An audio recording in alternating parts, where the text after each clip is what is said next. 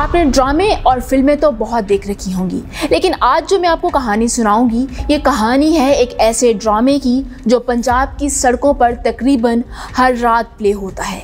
इस ड्रामे का ना स्क्रिप्ट बदलता है, ना अंजाम, और ना ही इसका सिलसिला रुकता हुआ नजर आता है। ये कहानी है पंजाब पुलिस के इनकाउंटर्स की। तुमको किसने बोला कि पुलिस सब काम कानून के मुताबिक करती है? क्रिमिनल कानून के मुताबिक काम करता है। You need a thief to catch a thief. Killing is my business and my business is good. Quran में लिखा हुआ है जी, आंख के बदले आंख, कान के बदले कान, नाक के बदले नाक। इस रुए जमीन पे फसाद बर्पा करने वालों का मुकद्दर मौत है और उनको मारना जायज़ है। राना मकबूल साहब ने कहा था कि जितने भी टॉप मोस्ट नोटोरियस क्रिमिनल्स हैं इनको ट्रेस करो, इनको पकड़ो, इनको इनकाउंटर कर दो। मैं किसी को भी एनकाउंटर स्पेशलिस्ट नहीं समझता। Good cops bad cops is the part of the department. 96%, 95%, 94% bad cops are in the game of encounter. Police officer prostitute नहीं होता। अगर वो बिकाऊ है तो वो पुलिस ऑफिसर नहीं। तो आबिद बॉक्सर को तो पाकिस्तान लाया ही इसलिए गया था कि वो बैठ के प्रेस कॉन्फ्रेंस करे। सब लोगों का इनकाउंटर नहीं होता। इनकाउंटर वही लोग होते हैं जो बहुत ज़्यादा हार्डन क्रिमिनल्स हों। जरूरी नहीं है कि सब के सब काम ठीक हो रहे। जरूरी नहीं है कि मैं अपने डिपार्टमेंट को लेके ये कहूँ कि ये फरिश्ते इस दुनिया में तशरीफ ले आए हैं। पुलिस ने माशरे को ऐसे तमाम नासूरों से पाक करने के लिए एक ही ऑप्शन को अवेल करना होता है, वो होते हैं इनकाउंटर। बंदा ज़मीन में 7 फुट नीचे और आसमान में गुमना हो जाए, पुलिस से बच नहीं सकता।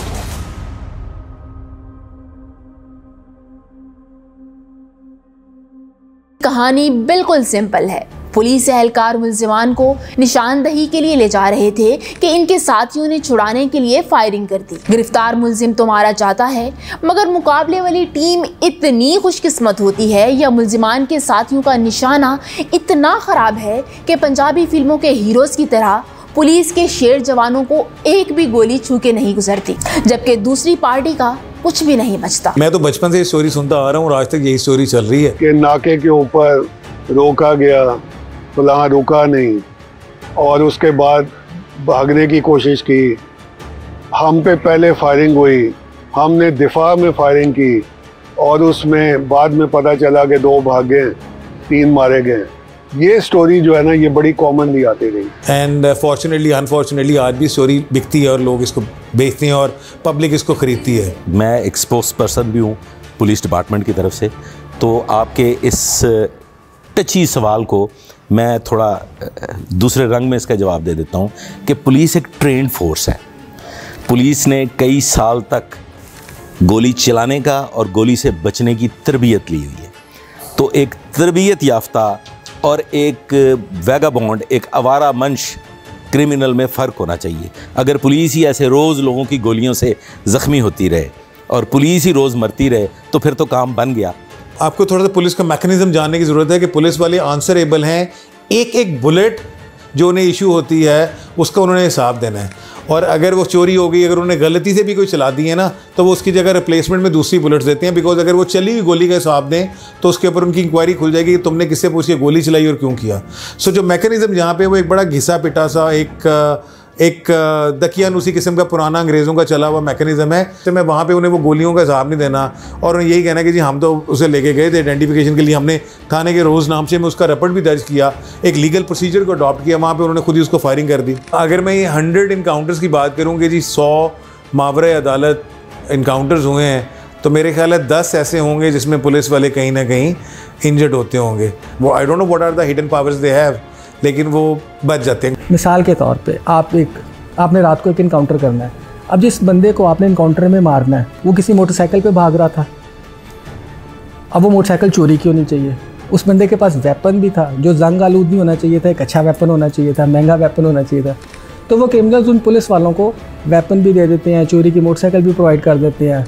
रात को जब वो पुलिस वाला मरता है तो बताते हैं कि जी ये बंदा रात को अंधेरे में आ रहा था, इसको रोका मशकूक समझकर, इसने रुका नहीं, भाग गया, पुलिस पर फायरिंग की।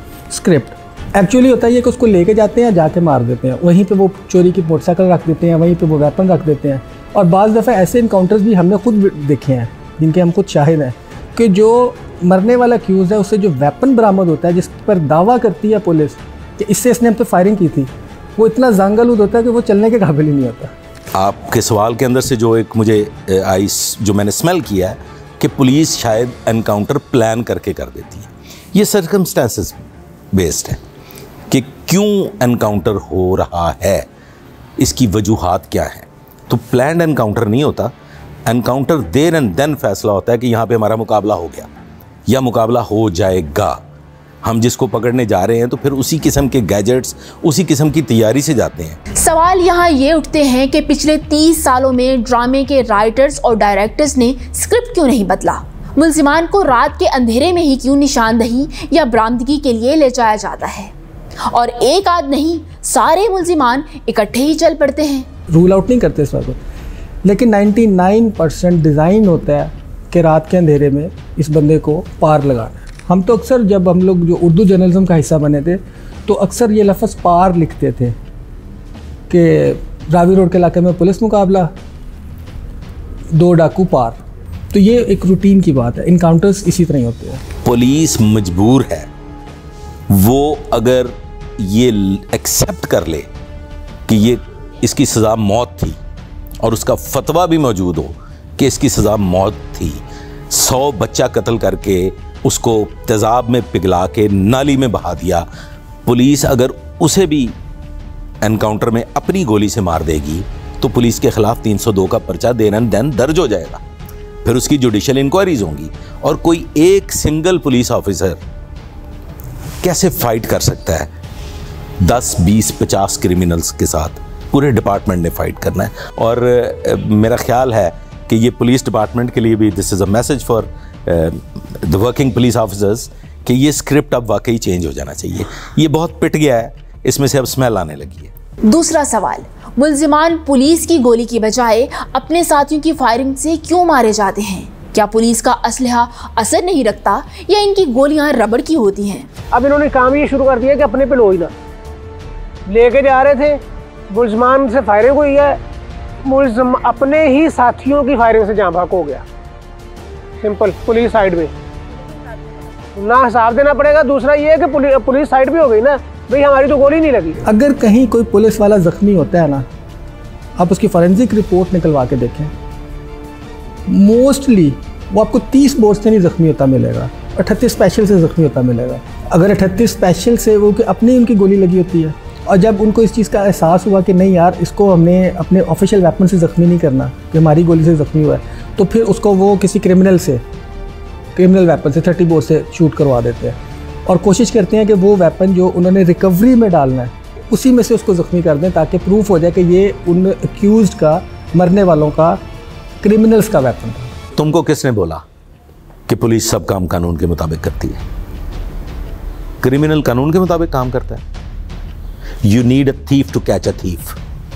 आपने जब भी किसी क्रिमिनल के साथ फाइट करनी है तो आपको उसकी सोच के मुताबिक सोचना पड़ेगा। ज़रूरी नहीं है कि सब के सब काम ठीक हो रहे हैं। ज़रूरी नहीं है कि मैं अपने डिपार्टमेंट को लेके ये कहूँ कि ये फरिश्ते इस दुनिया में तशरीफ़ ले आए हैं। ख़ताएँ सबसे होती हैं। With in the police department भी नल्ले दल्ले मौजूद हैं और वो इस किस्म की गलतियाँ करते हैं। मैंने हज़ारों दफ़ा देखा कि आपके एंकर पर्सन्स हमारे किसी कांस्टेबल या किसी थानेदार के मुंह में माइक दे देते हैं और उनके पास उसका जवाब कोई नहीं होता। मेरे साथ तो ये अलमिया है जी।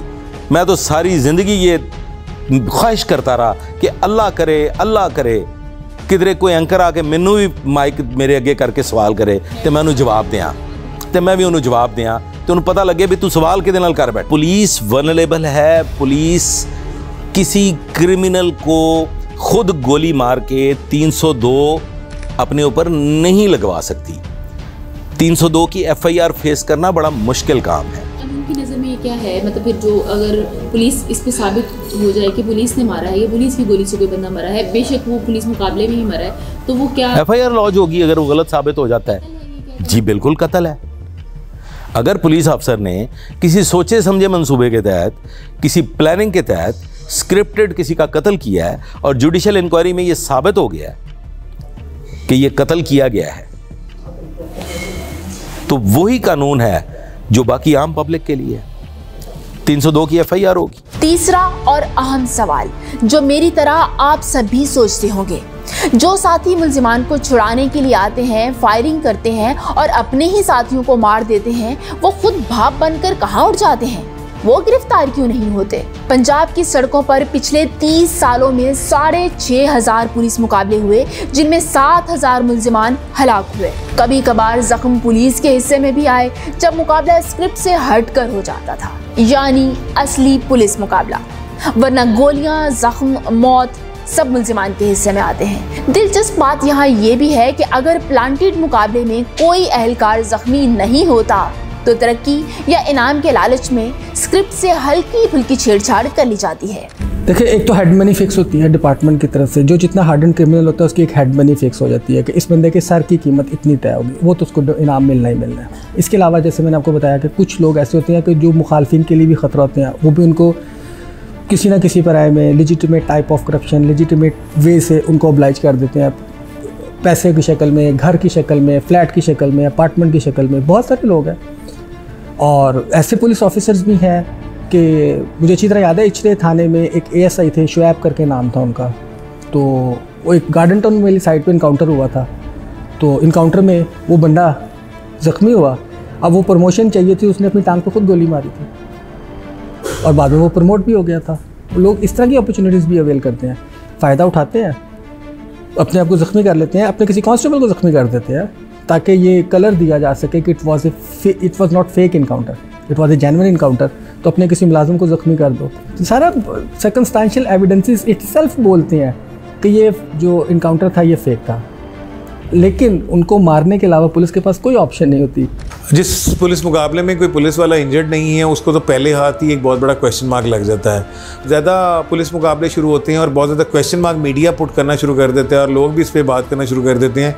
तो फिर उससे बचने के लिए ये अपने ऐसी इंजरीज़ अपने किसी न किसी कॉप्स को दे देते हैं, जिसमें कोई हाथ में गोली मार दी, कोई पैर के किसी मसल में मार दी, वो मसल्स डैमेज हो जाते हैं, उसको इतना नुकसान नहीं है, वो दोबारा ग्रो कर लेते हैं, दोबारा स्ट्रॉन्ग हो जाते हैं और उसमें फिर ये उन्हें रिकमेंड भी करते हैं फॉर द अवार्ड। तो ये रियलिस्टिक सिचुएशन है, ऐसा होता है क्योंकि उस वक्त आपने लोगों का मुंह बंद करना है, मीडिया का मुंह बंद करना है, क्योंकि जिस मुकाबले में अगर कोई पुलिस वाला इंजर्ड नहीं है उसके ऊपर ज़्यादा बड़ा क्वेश्चन मार्क है कंपेयर टू दैट जिसमें कोई भी पुलिस वाला माइनर इंजर भी है गोली लगने से। और वो पुलिस वाले आपको खुद बताते हैं ना कि मुकाबला हुआ, हमने 2 डाकू मार दी और हमारे एक पुलिस वाले को भी गोलियां लगी हैं या एक पुलिस वाले को गोली लगी है, तो वो इमीडिएटली इंप्रेशन ये आता है कि यार अच्छा पुलिस वाले को गोली लगी तो it means it's a natural encounter, genuine हुआ है, तभी पुलिस वाला जख्मी हुआ है। कुरान में लिखा हुआ है जी, आँख के बदले आँख, कान के बदले कान, नाक के बदले नाक, जायज़ है। ये हाजी हबीबुर रहमान हमारे एक्स इंस्पेक्टर जनरल हुए हैं, उनके पास फतवा मौजूद है। मोहम्मद उमर विर्क, उनके पास फतवा मौजूद है। फतवा ये है कि जो इस फसाद फिल अर्ज करने वाले, इस रुए ज़मीन पे फसाद बर्पा करने वालों का मुकद्दर मौत है और उनको मारना जायज़ है। यहाँ एक अहम और दिलचस्प बात बताती चलूँ कि पुलिस ने स्क्रिप्ट को चेंज करने की थोड़ी सी हिम्मत कर ली है कि पहले मुल्जिमान को आर या पार किया जाता था, अब एक नई टर्म मुतारिफ करवाई है। सर, मुल्जिम हाफ फ्राई करना है या फुल फ्राई? गोडे ते फैर मार दो तो हाफ फ्राई, ते जे दिल ते गोली लग जाए तो फुल फ्राई, ये आप लोगों की टर्मिनोलॉजी है। बट इन फैक्ट बच भी जाते हैं ना लोग जिंदा भी बच जाते हैं। वो जो जिंदा बच जाते हैं उनको आप फुल फ्राई, हाफ फ्राई कह दें। हाफ फ्राई का मतलब ये है कि वो आपको मजूर कर देते हैं कि आप दोबारा कहीं चलने के काबिल नहीं होते। हाफ फ्राई में वो आपके घुटनों में गोलियां मारते हैं, तो जब आपके घुटने डिसमेंटल हो जाएंगे, आप फंक्शनल नहीं होंगे, तो आप फिर सारी ज़िंदगी व्हीलचेयर पे रहेंगे और वो एक एग्जांपल सेट करते हैं। और फुल फ्राई इज़ जहाँ पे वो आपको जान से मार देते हैं। पुलिस ने एक सेट क्राइटेरिया रखा हुआ है। मिसाल के तौर पे अगर कहीं पे किसी रॉबरी या डकैती के दौरान रेप हुआ तो वो मुल्जिम नहीं बचेगा। अगर किसी इन्फ्लुएंशियल के घर उसने रॉबरी की, वो नहीं बचेगा। अगर वो बहुत अरसे से कोई 30-40 डकैतियाँ कर चुके हैं, वो नहीं बचेगा। Kidnapping for ransom, particularly kidnapping for ransom में अगर वो मर्डर कर देता है और वो कोई बच्चे का है, वो नहीं करेगा। अगर खुदा ना खासा किसी बच्चे को वो किडनैप करते हैं फॉर रेप या सोडोमाइजिंग के लिए, उसमें नहीं बचेंगे। ऑनर किलिंग के इंसिडेंट्स में भी काफ़ी इस तरह किया है जो ड्यूरिंग रॉबरी होता था। तो एक सेट क्राइटेरिया था जिसमें हमें आइडिया होता था कि अगर ये मुलजिम पकड़े जाएंगे, क्योंकि ये हीनियस तरीन क्राइम में कंसिडर होते थे और पुलिस इसके ऊपर ज़्यादा फोकस करती थी। और आमतौर पे उस वक्त क्राइम इन्वेस्टिगेशन एजेंसी होता था विच CIA, जिसको अब ऑर्गेनाइज क्राइम के नाम से रीशेप कर दिया गया है। और उसमें जितने उसके ऑफिसर थे वो सारे के सारे नोटोरियस थे, जिनका जो लाजमी हमें पता होता था कि इसने 10 बंदे मारे हुए हैं, इसने 20 मारे हुए हैं, इसने 15 मारे हुए हैं, और वो बड़ा ऑनरली उसको क्लेम करते थे अपने प्रोफाइल में भी। राना मकबूल के दौर में पुलिस ऑफिसर्स को बाकायदा कहा गया था कोई भी हार्डन क्रिमिनल, स्पेशली उन दिनों शायद आपके ज़िले में हो, अगर आप उस वक्त के अखबारात को आज से 20-25 साल के पहले अखबार दोहराएं, बच्चियों के साथ ज़्यादती के वाक़यात, ख़वातीन के साथ ज़्यादती के वाक़यात, इस तरह के केसेस में कोई भी जो बंदा होता था, जब पता चलता था ये बंदा, ये इंसिडेंट हुआ है, ये रेप केस हुआ है, ये कोई क्राइम सीन ऐसा सामने आया, एज ए क्राइम रिपोर्टर हमें 100% श्योर होता था कि इस बंदे को पुलिस मुकाबले में मारा जाएगा, जब भी पकड़ा जाएगा मारा जाएगा। पुलिस लॉकअप से जब किसी बंदे के फ़रार होने की खबर मिलती है तो हमें 100% श्योर होता है कि अब 1, 2, 3 दिन में इसको पुलिस मुकाबले में मार दिया जाएगा। किसी पुलिस कॉप को, किसी कांस्टेबल को, किसी ऑफिसर को ज़ख्मी करने वाला मुलज़िम इनकाउंटर के लिए टॉप फेवरेट होता है। ये कहते हैं कैटेगरीज़ हैं, इनकाउंटर सब लोगों का नहीं होता, सब लोगों का इनकाउंटर नहीं होता। इनकाउंटर वही लोग होते हैं जो बहुत ज़्यादा हार्डन क्रिमिनल्स हों, जिन्होंने किसी टॉप हाई प्रोफाइल पर्सनैलिटी को टारगेट किया हो, किसी पुलिस कॉप को ज़ख्मी किया हो। ये वो लोग हैं जो इनकाउंटर के लिए मोस्ट फेवरेट कंसिडर होते हैं और उनको मारा जाता है। अदालत को भी समझ आ रही होती है कि ये सब चीज़ें जो हैं ये क्या है, और वो अदालत उनको बैक करती है। मुलजिमान को आर पार करते आहिस्ता आहिस्ता कुछ पुलिस एहलकार तो इनकाउंटर स्पेशलिस्ट बन जाते हैं, जो किसी की कहानी में हीरो होते हैं और किसी की कहानी में विलन, जिनमें राना मकबूल, जुल्फ़कार चीमा, आबिद बॉक्सर, उमर विर्क, फ़ारूक वहीद जैसे कई किरदार अपना रोल प्ले करते रहे हैं। लेकिन इन किरदारों की कहानी का एक चैप्टर मुश्तरक है, वो है encounter. Good cops bad cops is the part of the department.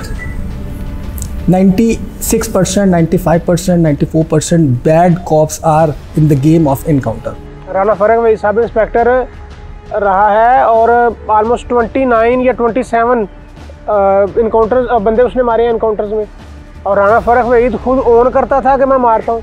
लोग ये कहते हैं या राना फ़ारूक वहीद ये क्लेम करता था कि मुझे राना सनाउल्लाह की पॉलिटिकल बैकिंग। राना फ़ारूक वहीद को फैसलाबाद का आबिद बॉक्सर कह सकते हैं। खैर आबिद बॉक्सर बड़े लेवल पे कह लें, आप इसको छोटा आबिद बॉक्सर कह सकते हैं। बंदे बहुत इसने मारे हैं, इसको पॉलिटिशियंस ने यूज़ किया या इसको पुलिस ऑफिसर्स ने यूज़ किया, लेकिन यूज़ तो हुआ है। ये राना फ़ारूक वहीद के लिए जो सबसे हार्ट फेवरेट जिसको कह सकते हैं ना एरिया था, वो रसाले वाला रोड था, थाना समनाबाद के से जाता है रसाले वाला रोड, वो उसका हार्ट फेवरेट था।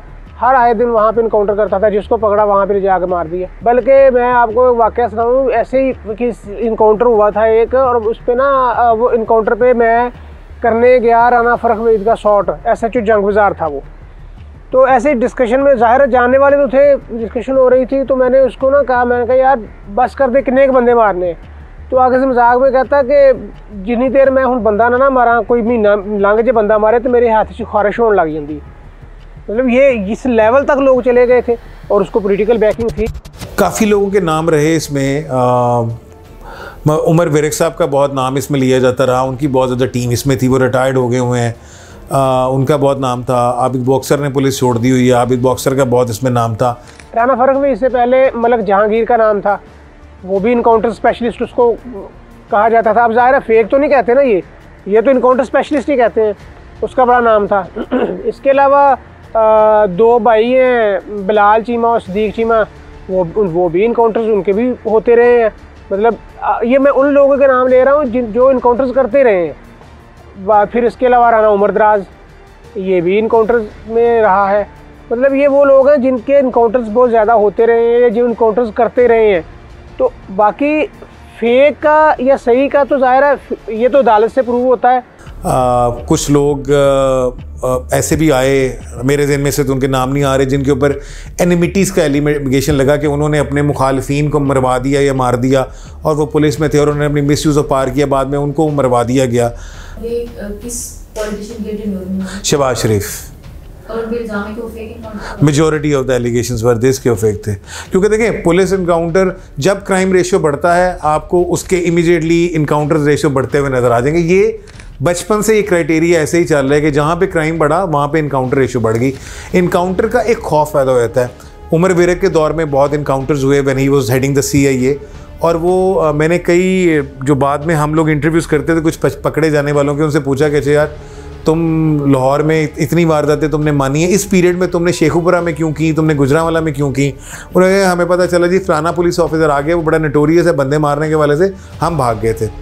तो वो इम्पैक्ट्स फॉल करते हैं कि डेफिनेटली जो ऑफिसर की ये रेपो है कि यार ये तो अदालतों पे जाएगा नहीं, या ये रिलाई करेगा कि यार मैं स्ट्रीट जजमेंट पे चले जाऊं और अपने ऑफिसर से गो हेड लेगा तो वो मार देगा, तो वहाँ से क्रिमिनल भी डर के भाग जाते हैं। तो जब क्राइम रेशियो ऊपर जाता है आपको इनकाउंटर रेशियो ज़्यादा नज़र आ जाते हैं कि वो ज़्यादा हो रहे हैं। शहर में जराइम की वारदातें इस हद तक बढ़ चुकी थी कि कभी कोई भी शख्स रात को घर से निकलने में परेशान होता था, घबराता था। तो राना मकबूल साहब ने कहा था कि ये जितने भी टॉप 10, टॉप 20, टॉप 25, टॉप 30 जो नोटोरियस क्रिमिनल्स हैं, एक्टिव हैं, इनको ट्रेस करो, इनको पकड़ो, इनको इनकाउंटर कर दो। उसके दो फ़ायदे होंगे, एक तो इनसे जान छूटेगी और दूसरा जो इनकी रेस में आ रहे हैं, इनके पीछे आ रहे हैं, उन पे खौफ का फ़िज़ा कायम होगी और ये मामला रुकेगा। तो इनकाउंटर स्पेशलिस्ट के तौर पे पहली जो चेहरा हमारे सामने आता था वो उनमें नो डाउट ये राना मकबूल साहब का था। एनकाउंटर स्पेशलिस्ट का नाम उमर विरक को नहीं मिला। उमर विरक के ज़माने में उमर विरक ने आज खुद तो कोई भी पुलिस मुकाबला नहीं किया, ही वॉज SP या DSP। देखिए एनकाउंटर स्पेशलिस्ट का नाम पुलिस को दे दिया गया कि अगर किसी एक बंदे के क्रेडिट पे 10 या 10 से ज़्यादा पुलिस एनकाउंटर्स हैं तो उसको आपने एनकाउंटर स्पेशलिस्ट करा दे दिया। मैं किसी को भी एनकाउंटर स्पेशलिस्ट नहीं समझता, मैं किसी को भी एनकाउंटर स्पेशलिस्ट नहीं समझता। मेरी नज़र में कोई एनकाउंटर स्पेशलिस्ट वो होगा कि जिस पे पब्लिक सवाल ना उठा सके। स्पेशलिस्ट किसे कहा जाता है? जो किसी काम को स्पेशलाइज्ड मैनर में करे, ऐसे अंदाज में करे कि लोग कहें कि जी वाह वाह वाह वाह कमाल हो गया जी, पुलिस ने बड़ा एनकाउंटर कर लिया। जिस एनकाउंटर पे सवालात उठने लगे, उंगलियां उठने लगे, तो उसको आप एनकाउंटर स्पेशलिस्ट तो ना कहें, वो स्पेशलिस्ट तो नहीं है। कुछ अफसरान मुआशरे की इस्लाह के लिए इनकाउंटर करते हैं तो कुछ इस्लाह की आड़ में इसे बिजनेस बना लेते हैं। पुलिस वाले इस इनकाउंटर्स को जब अपना बिजनेस बना लेते हैं तो फिर वो बेदरेग होकर इन तमाम नासूर को माशरे से पार करने के लिए किसी भी एक्सट्रीम तक जाते हैं।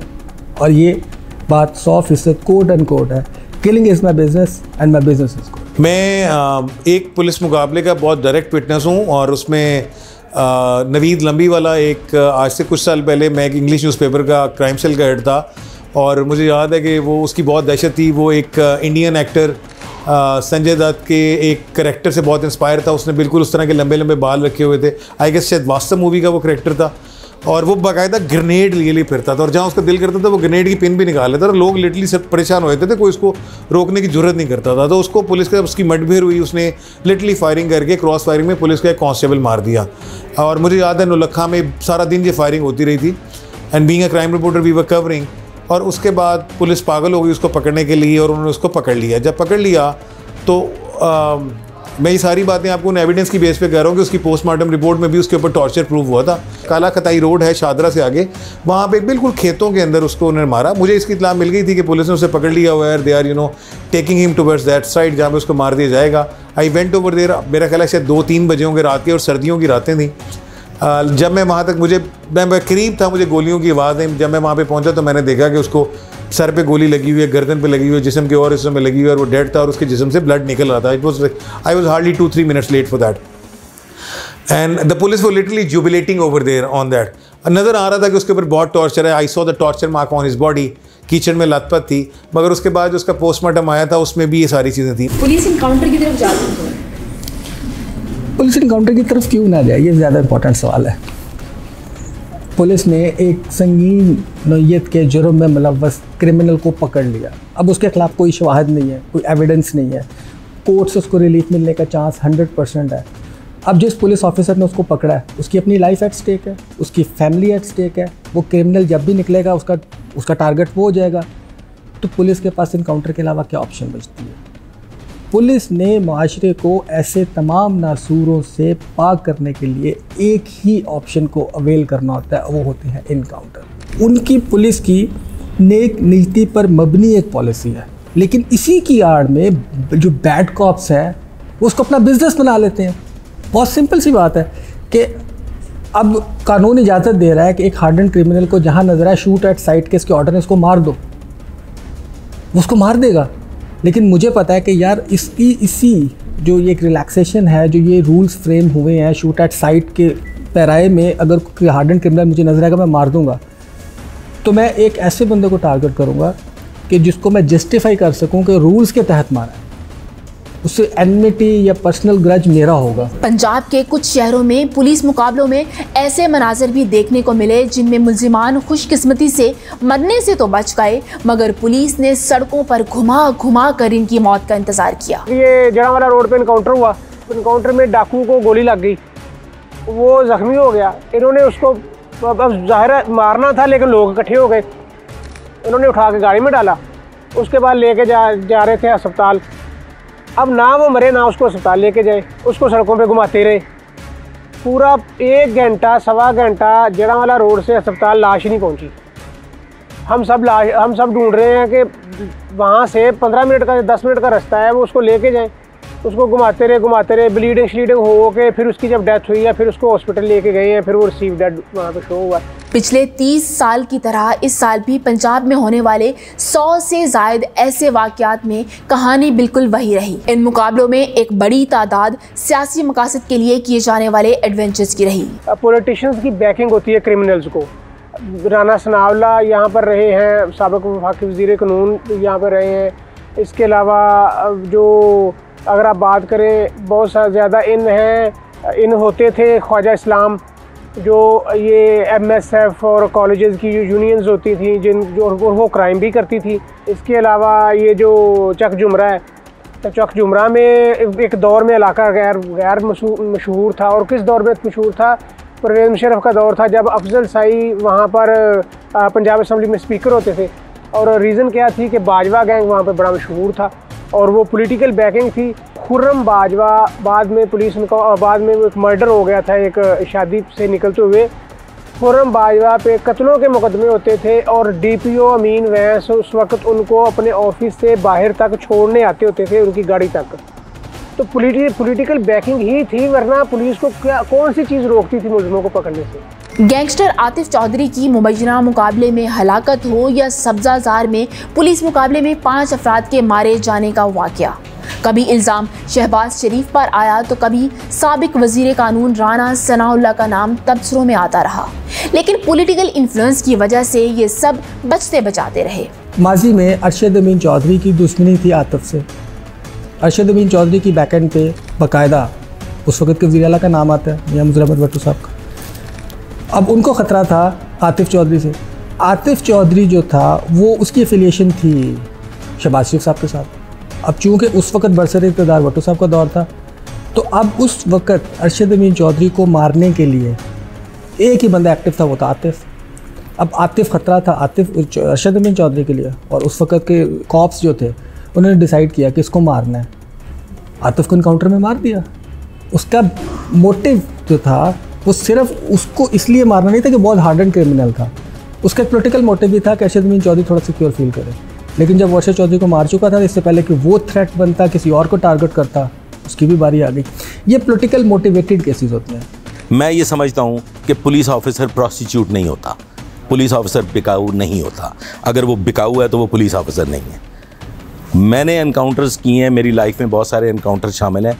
मुझे कोई ला के कहे कि जी आपको हम 1 करोड़ या 2 करोड़ या 3 करोड़ या यहाँ प्लॉट दे देते हैं, या ये हम आपको कोई फैसिलिटीज़ दे देते हैं, और आप फ़लाँ पॉलिटिकल लीडर के अगेंस्ट ये बयान दे दें कि जी उस दौर में मैंने जो एनकाउंटर्स किए थे वो तो मैंने फ़लाँ के कहने पे किए थे, तो मैं हरगिज़ नहीं करूँगा। अब अगर कोई बिकाऊ माल बन गया है, अगर किसी ने अपने आप को फ़रोख्त कर दिया है और वो किसी एक लीडरशिप के कहने पे किसी दूसरी लीडरशिप के अगेंस्ट बयान दे देता है, जैसे कि आपने आबिद बॉक्सर का जिक्र कर दिया, तो आबिद बॉक्सर को तो पाकिस्तान लाया ही इसलिए गया था कि वो बैठ के प्रेस कॉन्फ्रेंस करे और वो एक साबका सरबराह मुमलिकत या एक साबका पॉलिटिकल लीडर के अगेंस्ट स्टेटमेंट दे कि मैं जो करता रहा हूँ उनके कहने पे करता रहा हूँ, तो मैं ये समझता हूँ फिर उसको अरेस्ट होके उस केस में सजा होनी चाहिए कि वो क्यों करता रहा है।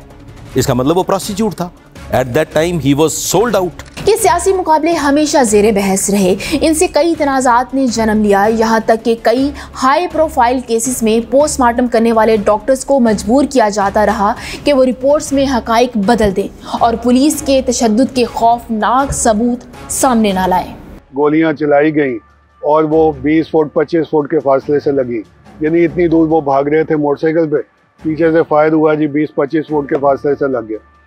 मगर पोस्टमार्टम पे आगे पता चलता था कि वो फायर तो 6 इंच से लगा हुआ। अब यहाँ पे वो स्टोरी पे टेल नहीं करती ना, इस तरह वो पता चल जाता है साइंसी तौर पे कि ये चीज़ जो है ये असल में ऐसे है और जो कहा जा रहा है वो सही नहीं कहा जा रहा। इस तरह के केसेस को अगर देखा जाए तो उसमें एक केस ज़िक्रिया भट्ट नामी एक बंदे का था जो नॉमिनेटेड था एक FIR में, और वो पकड़ा गया जब तो उसको सिर्फ एक ही गोली लगी हुई थी और वजह मौत वही नज़र आती थी, चेहरे के ऊपर गोली थी, यहाँ पेशानी से लग के इधर आंख के पास से निकली हुई।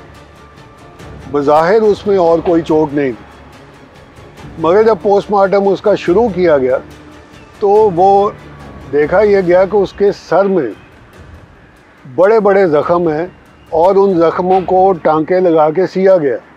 तो वो बाद में बड़ा पुलिस ने उस पर प्रेशराइज़ किया कि इन चोटों को छुपा लिया जाए या इनको मेंशन ना किया जाए, इसको जो है वो, लेकिन ये कि वो जो है मुमकिन नहीं था। इंसान जो है वो फिर क़यामत के दिन जो है वो जवाब नहीं दे सकता, गिरबान पकड़ा जाता है उसको, अल्लाह को भी तो जवाब देना चाहिए। पुलिस के मुबैना जाली मुकाबलों की कहानी तो बहुत लंबी है और सवाल भी ऐसे उठाती है जो कभी ख़त्म नहीं होंगे। मसलन हमारे पास अदालतें हैं, कानून भी है और कानून के रखवाले भी, लेकिन ये फौरी और सड़कों पर दिए जाने वाला इंसाफ कहाँ जाकर रुकेगा? इनकाउंटर स्पेशलिस्ट बनने के चक्कर में पुलिस अफसरान कब तक सियासतदानों की कठपुतलियाँ बनते रहेंगे? जाली मुकाबलों के हकायक जानते हुए भी कोई नोटिस क्यों नहीं लेता? इस बात का तयन क्यों नहीं होता कि आखिर मावराए अदालत में होने वाले कत्ल में कसूरवार कौन है? ऐसे बहुत से सवाल उठते रहेंगे जब तक हकीकत बयान नहीं होगी या जब तक कहानी का स्क्रिप्ट नहीं बदलेगा। बंदा ज़मीन में 7 फुट नीचे और आसमान में गुम ना हो जाए, पुलिस से बच नहीं सकता।